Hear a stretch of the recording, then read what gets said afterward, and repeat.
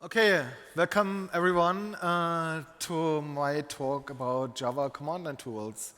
So I've been using Java since 1994, 1995, or 94, 95. Over the years, the platform itself has made quite some amazing improvements. Over time, I kind of discovered all the command line tools, have written about them, and thought it would be really nice to pull them all together into one talk to share what I've learned and give some of you perhaps some new tidbits to look at and some new cool tools to make your life easier.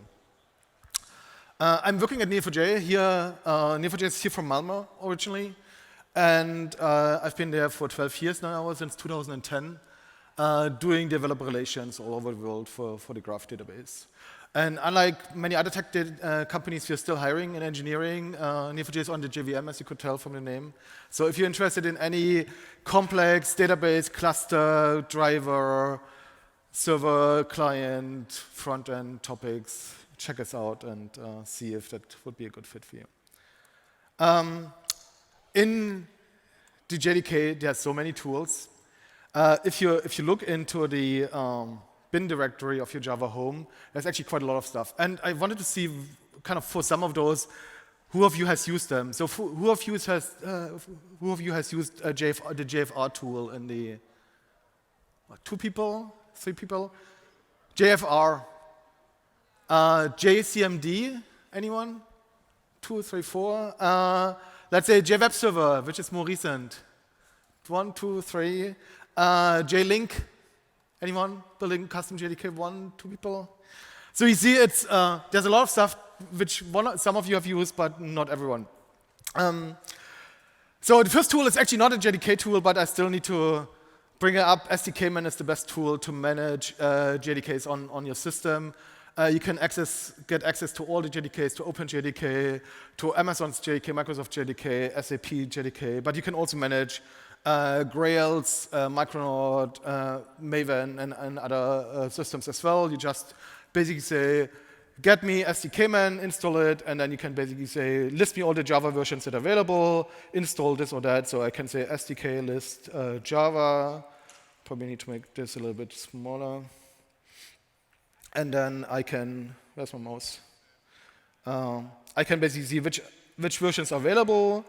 And then I just say SDK install Java, or I can just say SDK use Java 19 open, and then it just changes the environment variables, path, and everything, so it's in my shell. So I can actually do the ls that I just showed you. So if you go into Java home bin, then we see all these tools that I just had on the slide, right? And so I use it SDK every day because I play around with a lot of the new Java versions, like Java 20 and so on. So it's really nice to switch around, and with GraalVM as well, because then you can switch between versions really quickly and keep your stuff nicely contained, much better than manually doing that. As part of that, Java 19 is out. We're all really happy about the new features, like Loom, for instance, Loom in preview. I'll have an example of that, and some other things like for memory API and other things. And so we can just use SDKman to install it as such. So really nice. The first 2 tools I want to look at are Java execution tools, starting with one that's really handy called jshell. So Java didn't have a REPL for a long time, right?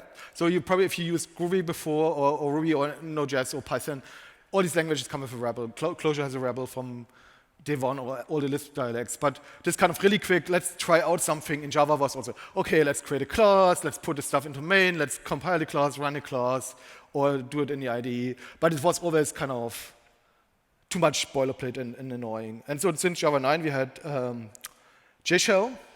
And so we can basically just use jshell here. You can also pass class paths to jshell. You can add modules to jshell.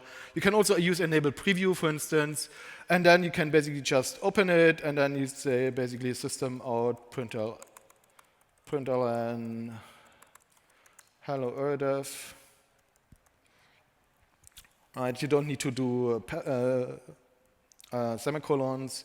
You can do stuff like in-stream, range from 1 to 10, map let's square this, and then we say, for instance, filter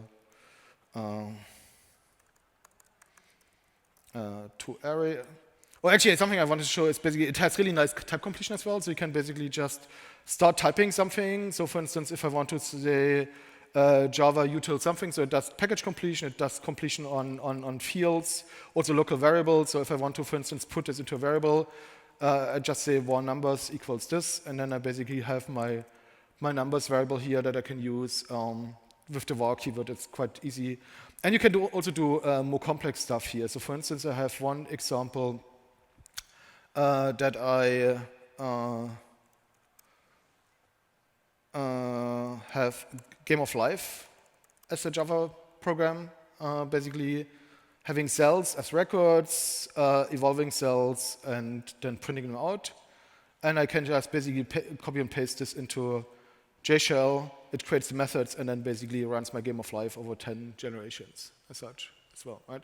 So you can test new features and so on. So it's really handy and nice. So I've been using it a lot for articles and examples and things like that.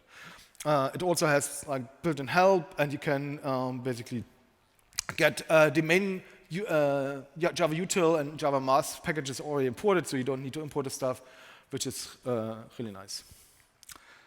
Okay. And here's also the Loom demo that I mentioned. I think I also have it here as an, let me see, do I have the Loom? Yeah, oops. So we just put it into pb copy, and then I can just paste my Loom code into jshell. And I forgot to put in, let me, 1 second, the first examples here. So this is my Loom code. And it basically will create a virtual thread, a new task per thread pool executor and start virtual threads with Java 19. So that with enabled preview, you can use stuff like Loom also in jshell. Cool. Java itself can run source files. I don't know how many of you use this features that you can actually run a source file from Java, that you don't need to compile it first, but if you just have a quick file since JEP 330, you can just run source files directly. So you can just take any source file and just say basically, come on. Shutting down jshell takes a second.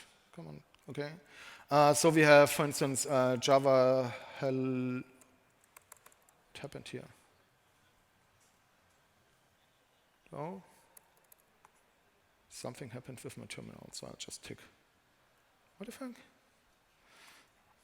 No. So I don't know what macOS is doing here. So we just do Java hello. Hello.java. So we can do hello mama. So it basically does this, right? And the hello Java is just a regular Java class, of course. But if we add a sheet here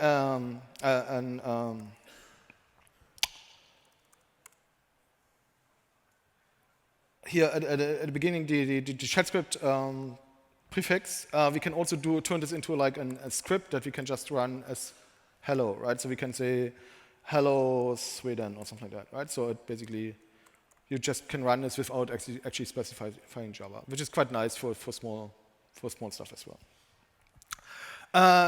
Java itself has a ton of flags, as we all know, for garbage collector, off-heap memory, GC, and other things. And I always get confused, and then I try to find one particular setting which is very specific.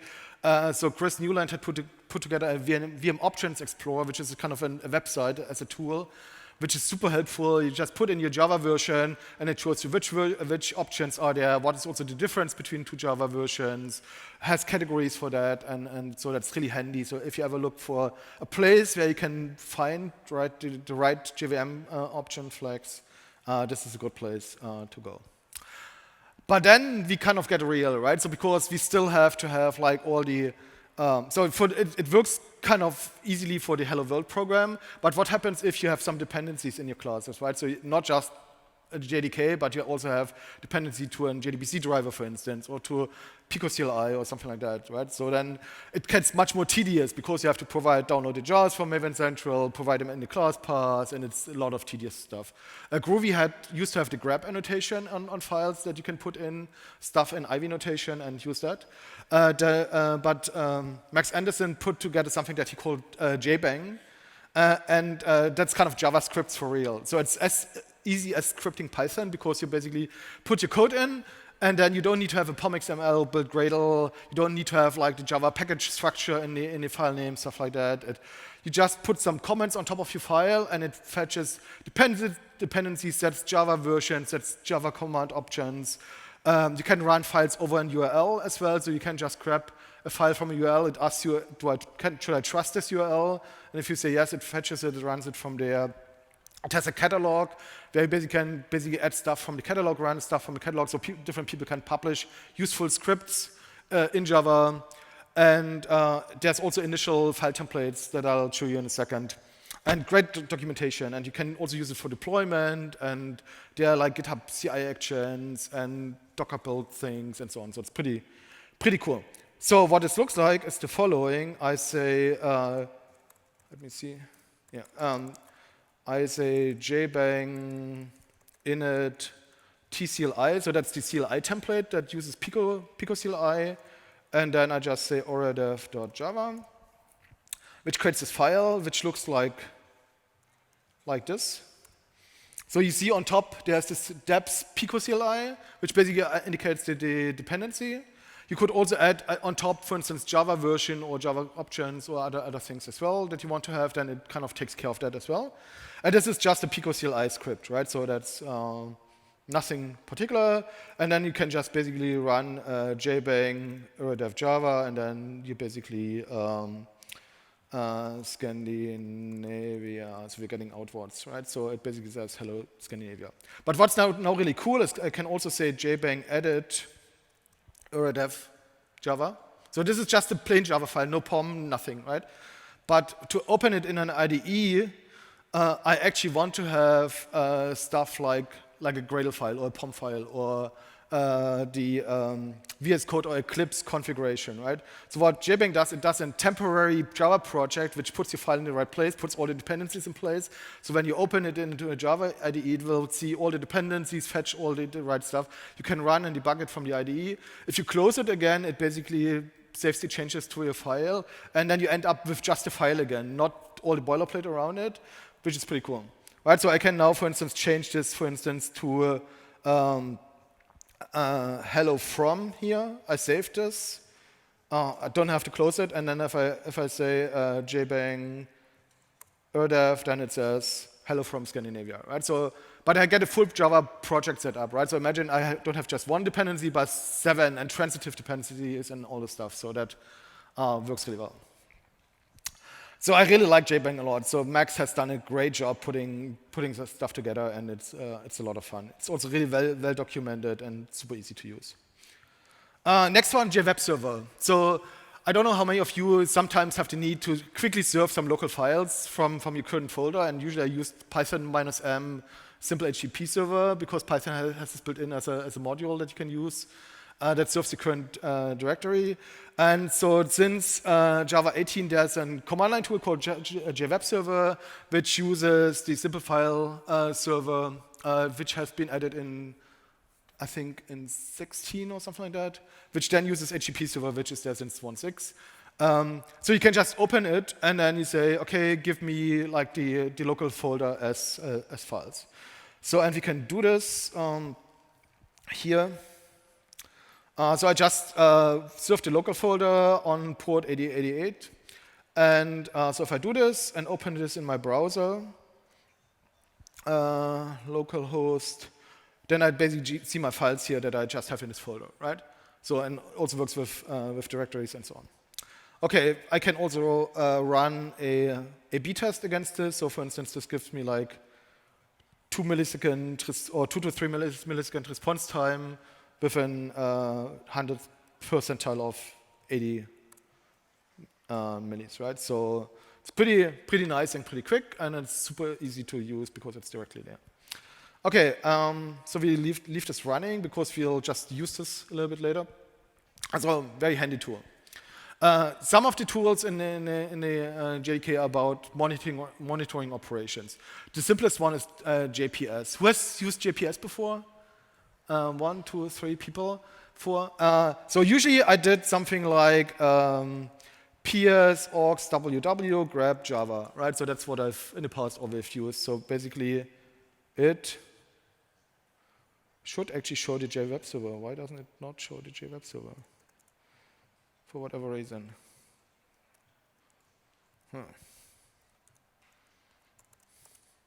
Good. But if I use JPS, it shows me like all the Java tools or all the JVM tools that are currently running. So for instance, if I also start like Fleet or something like that, which is also written in Java, then it would also show Fleet as well, right?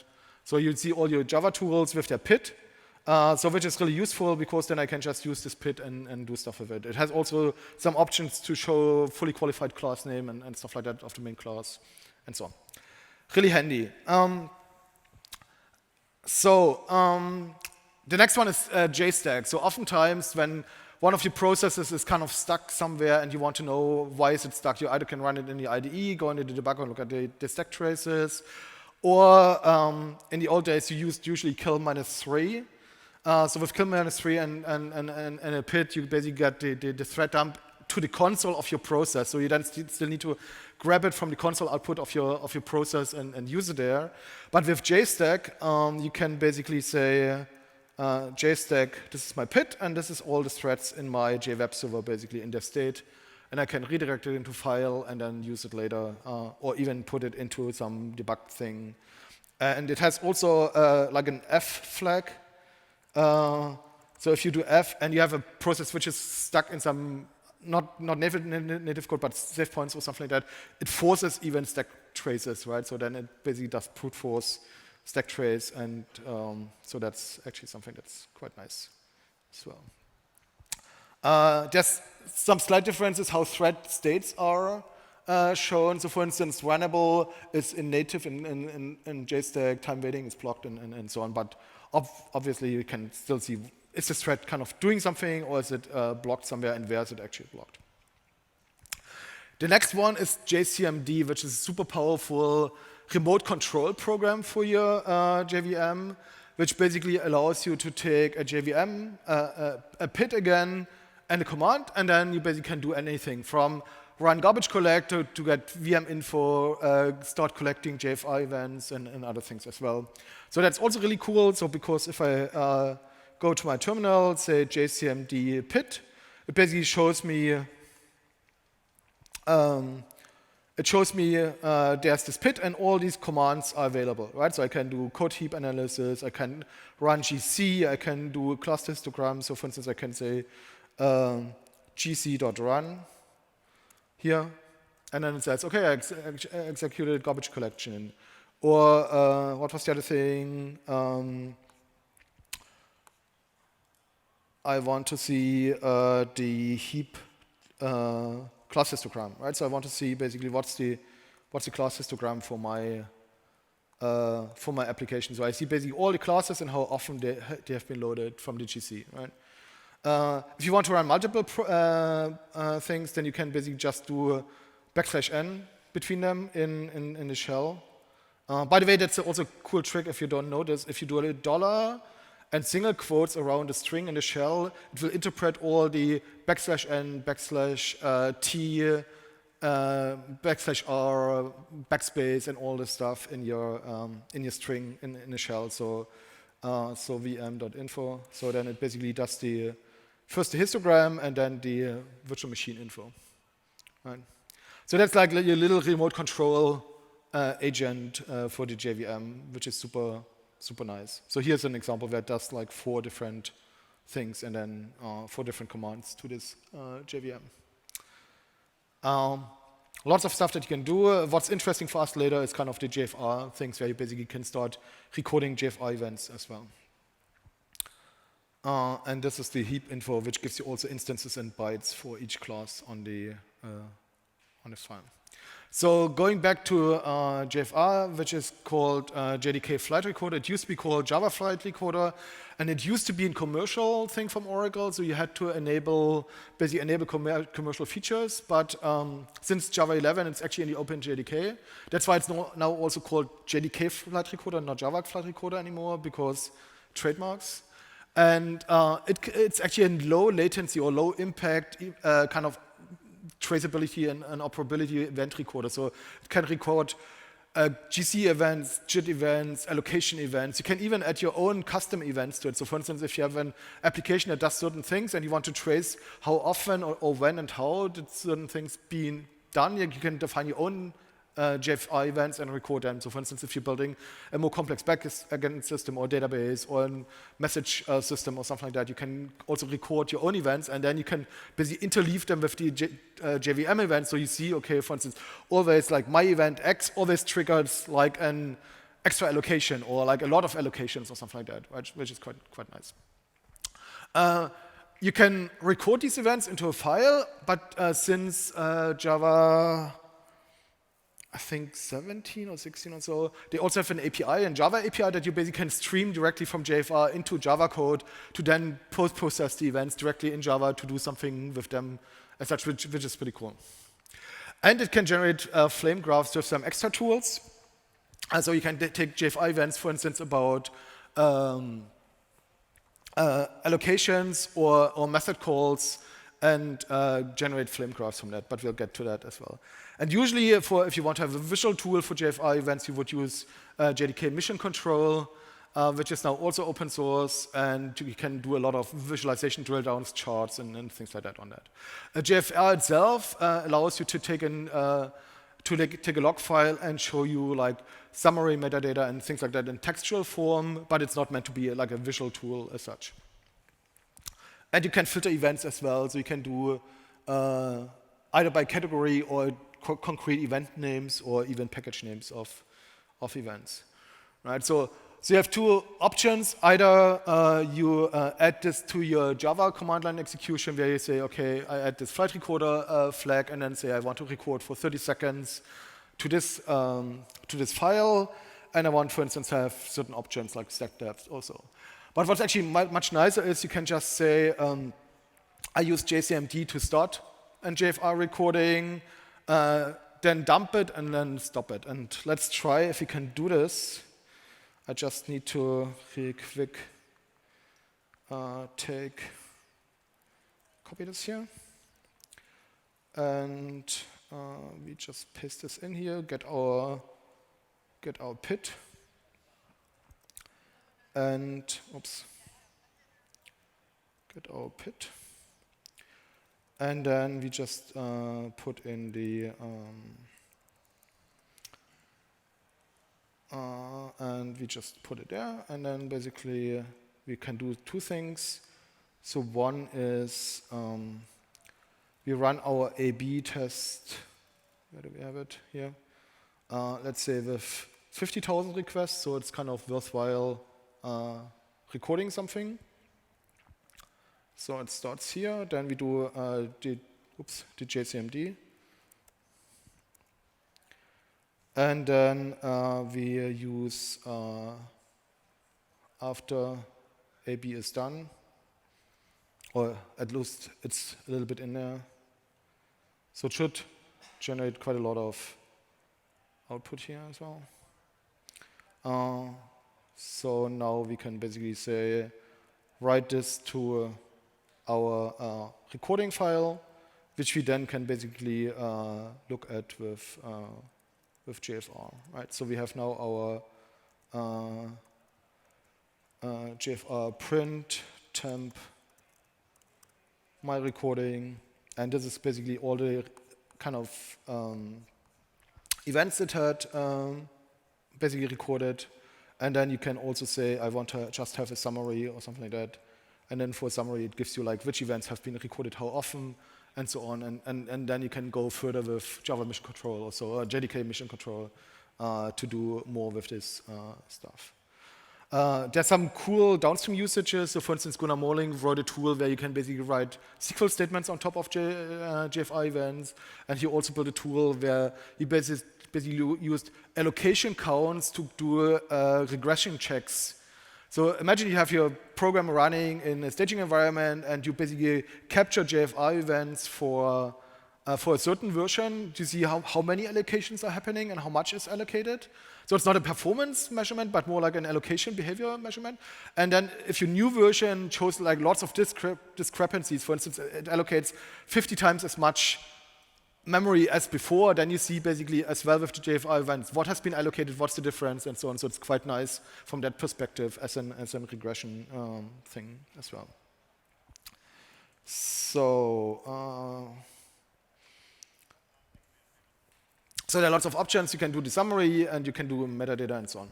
The next one is async profiler, which is also not strictly a JDK tool, but it's really, really useful. It's basically also low impact profiling, and it generates flame graphs out of the box. So it's really nice to see kind of what's actually happening in my system. And it uses the async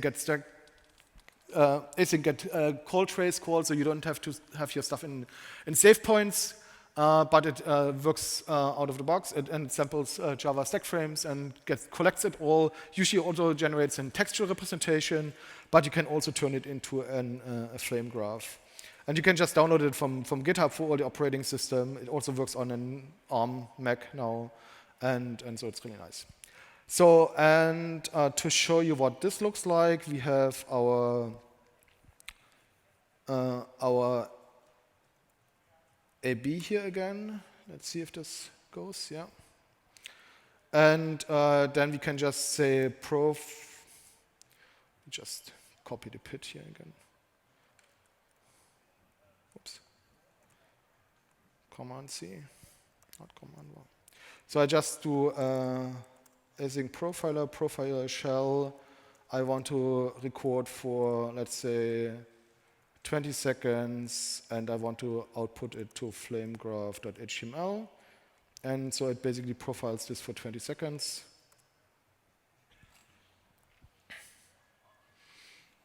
And usually it would generate something like a top command output. What are like the top operations that this program has been executing.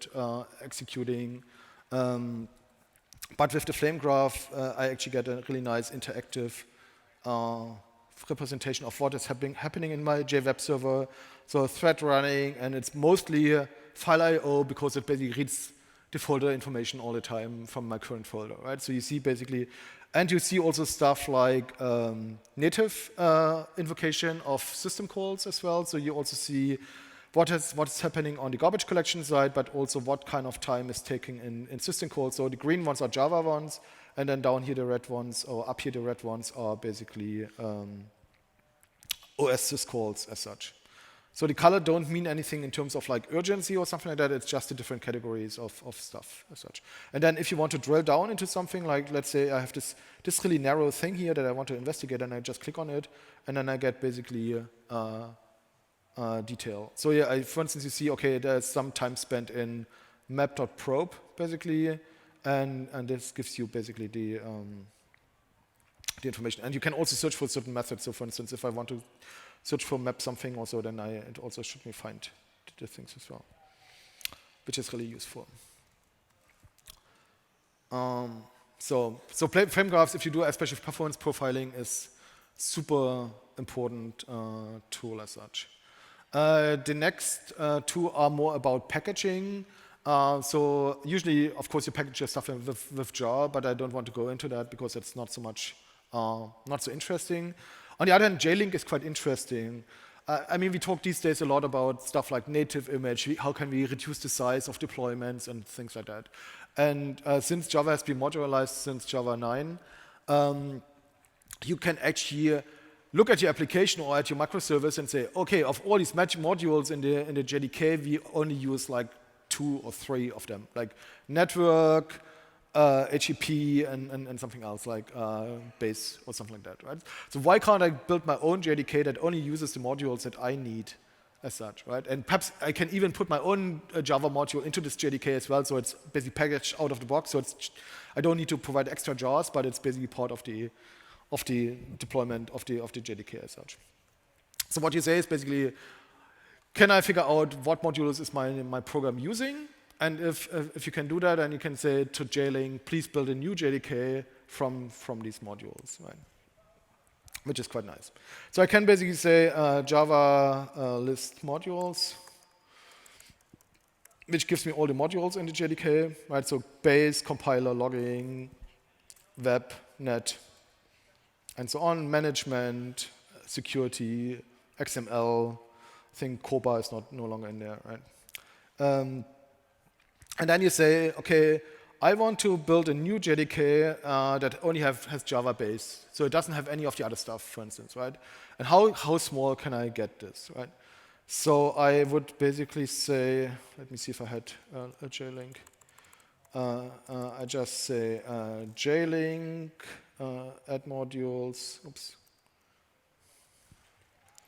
Add modules Java base.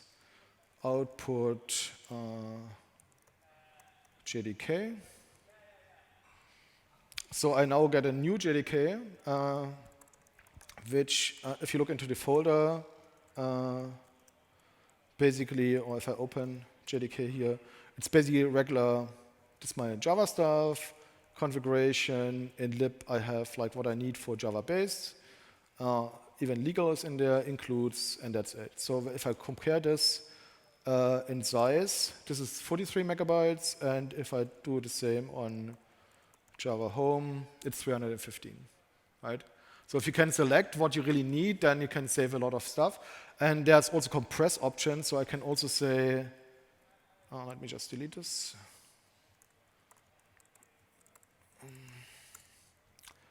If I say like something like -- compress 1 or something like that, then it would even make it even smaller, and then it's only 36 megs. So I get it down to like 30-ish megabytes in terms of JDK. Right, and then if I do a JDK bin Java list modules, there's only one module in there, in that JDK. Right? And I can also add my own module, so if your own application or service is module-based, then you can also package your own module into that JDK, and then it's basically there out of the box, and then you can run it directly. And then the last tool for packaging is jdeprscan. So with the high frequency of new Java releases and changes and applications and removals that will be coming, I think, in 20 or 21, we also need to see, is our code actually using stuff that's shouldn't be used anymore, right? So from that perspective, jdeprscan is pretty nice. So basically, you can say jdeprscan release 11 -- release, and then it's, I think, list. Yeah. So basically shows you what are all the things that have been deprecated in a certain release as such. Which is nice, right? But it's a pretty long list. Right? So you see all the AWT stuff in here, for instance, and Swing stuff.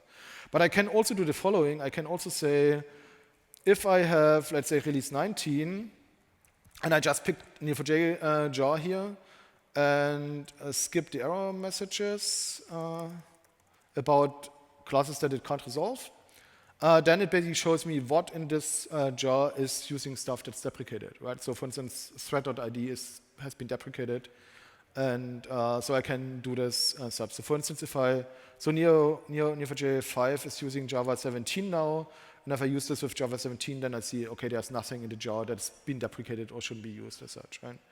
Which is quite nice. If I do the same with like 11, there should also be nothing, I think, yeah. So that can help you kind of to identify in your application where are things in the JDK that you shouldn't be using anymore, and you want to prepare for the next release as such, which is quite nice. Cool. And with that, I think I covered all the things that I wanted to show you. There's a lot of stuff, but it was really meant to give you an overview about all the tools that are there, just to be reminded whenever you run into a problem or into a situation, is there something actually out of the box that I could use versus, oh no, I have to go on the internet and find some Stack Overflow articles that help me to copy and paste something together. But so the JDK has become much more powerful for operations management, execution, and packaging as well. So I think that's pretty useful. And the external tools were JBang, SDKman, and Async Profiler that I can recommend everyone really heartily to use. And that's it. Thanks a lot. If you have questions, you can also ask them now or find me later as well. Thank you.